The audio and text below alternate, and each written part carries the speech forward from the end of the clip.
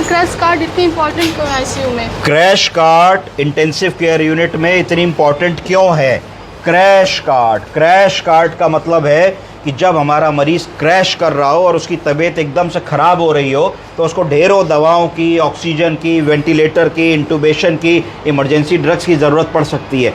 एक एक ड्रग्स को मंगाने में बहुत टाइम लगेगा, तो हमको ऐसी व्यवस्था चाहिए होती है कि जो भी हमारे पास 20-25 इमरजेंसी दवाएं हैं वो राइट ईज़िली अवेलेबल हो। अब आप एक सिचुएशन देखिए कि अगर इस ट्रे में हमारे 40 इंजेक्शंस रखे हैं, अब इन 40 इंजेक्शंस में से अगर मैं कहूँगा कि सिस्टर आप एट्रोपिन ढूंढ दें, एड्रेनालिन ढूंढ दें, सोडा बाइकार्बोनेट ढूंढ दें, कैल्शियम ग्लूकोनेट ढूंढ दें, तो आपको समय लगेगा ढूंढने में। आप एक एक करके ढूंढोगे, देखोगे तो that will take some time.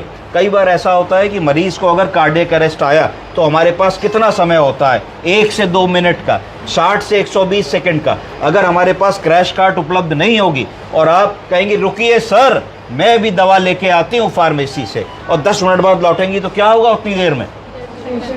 अगर आप कहेंगे रुकिए सर मैं ढूंढ देती हूँ, दवा कहीं रखी है, फार्मेसी भी ना जाए, उसमें भी 2-4 मिनट लग जाएंगे। तो क्रैश कार्ट का मतलब है कि आपका इंजेक्शन कैल्शियम ग्लूकोनेट खट से आपने उठाया तो आपके हाथ में 4-5 कैल्शियम ग्लूकोनेट आ गए इमरजेंसी के लिए।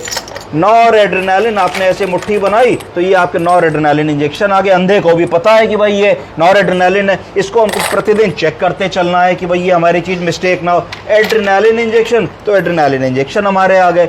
इमरजेंसी में सोडा बाइकार्बोनेट, तो हमने ऐसे हाथ लगाया तो हमारे 10 एम्पुल सोडा बाइकार्बोनेट आ गए। स्टेरॉइड की ज़रूरत है तो हमारा जो है हाइड्रोकॉर्टिसोन आ गया। एट्रोपिन की ज़रूरत है, हमारा एट्रोपिन आ गया। बुर्जी की ज़रूरत है, बुर्जी आ गई। अगर हमको ईटी ट्यूब की ज़रूरत है तो हमने इसको खोला तो ईटी ट्यूब हमारी आ गई। पीएम लाइन की ज़रूरत है, पीएम लाइन आ गई। ऑक्सीजन मास्क की ज़रूरत है, ऑक्सीजन मास्क आ गया। ड्रिपसेट की ज़रूरत है, लिखा है ड्रिपसेट आ गया। तो जो भी चीज़ हमको ज़रूरत है, यूरोबैग की ज़रूरत है, यूरोबैग आ गया। तो हर चीज़ इसमें जो है होती है वेरी इजीली। ऑक्सीजन आपकी पैनल पे नहीं आ रही है तो तुरंत आपने ऑक्सीजन खोली तो आपको ऑक्सीजन मिलने लगी।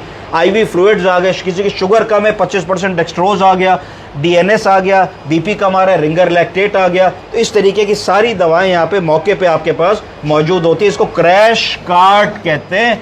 ये लगना बहुत ज़रूरी है। इसमें आपको प्रतिदिन आके जहाँ भी आप काम करें 5 मिनट सारी दवाओं को चेक करना है। ऐसा तो नहीं कि किसी ने गलती से एट्रोपिन में एड्रेनालिन डाल दिया हो और सोडा बाइकार्बोनेट में कैल्शियम ग्लूकोनेट डाल दिया हो। क्या आपकी दवा की एक्सपायरी ठीक है कि नहीं? एक्सपायर्ड दवाएं तो नहीं रखी हैं। बहुत बार ऐसा होता है कि क्रैश कार्ट में कुछ ऐसी दवाएं होती हैं जो रोज़मर्रा में इस्तेमाल नहीं होती हैं और कई हफ्तों से, महीनों से रखी रहती है और एक्सपायर हो जाती हैं। और अगर हमारा ध्यान नहीं जाएगा तो मरीज़ को हम एक्सपायर्ड दवा लगा देंगे जो फ़ायदा देने से ज़्यादा नुकसान देंगी। ऑक्सीजन के सिलेंडर में कई बार ऑक्सीजन की गैस खत्म हो जाती है। हर आदमी सोचता है कि भाई दूसरा आदमी देखेगा, तीसरा आदमी देखेगा, नहीं देख पाते। कई बार क्या होता है कि इसमें चाबी जो रिंच लगा है तो रिंच कई बार इमरजेंसी में कोई निकाल के वार्ड में ले गया और जिस समय आपको क्रैश कार्ट की ज़रूरत पड़ी तो आपका सिलेंडर है, गैस भरी है, पर चाबी ना होने के कारण आप सिलेंडर नहीं खोल पाएंगे। ये भी एक बड़ी इमरजेंसी हो जाती है। तीसरी एक प्रॉब्लम होती है कि कई बार ऐसा होता है कि क्रैश कार्ट से आदमी ने दवाएं निकाल ली किसी इमरजेंसी में, फिर रिफ़िल नहीं करी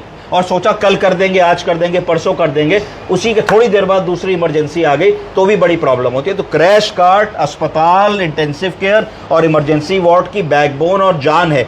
इसी पे भरोसा करके हम लोग सारा काम करते हैं। जैसे कार से जाते हैं उसमें स्टेपनी होती है कि टायर पंचर होगा तो हम स्टेपनी लगा लेंगे, हमारी जर्नी पूरी हो जाएगी। उसी तरीके से जब हम इलाज कर रहे होते हैं और सीरियस मरीज को देख रहे होते हैं तो यही ऑक्सीजन, यही इमरजेंसी ड्रग्स, यही आईवी लाइन्स, यही आईवी फ्लूइड्स, यही सेंट्रल लाइन्स, यही एंडोट्रैकियल ट्यूब्स, यही लैरिंगोस्कोप हम सब की स्टेपनी होती है। तो we have to respect this and we have to maintain this. समझे आप? Yes sir.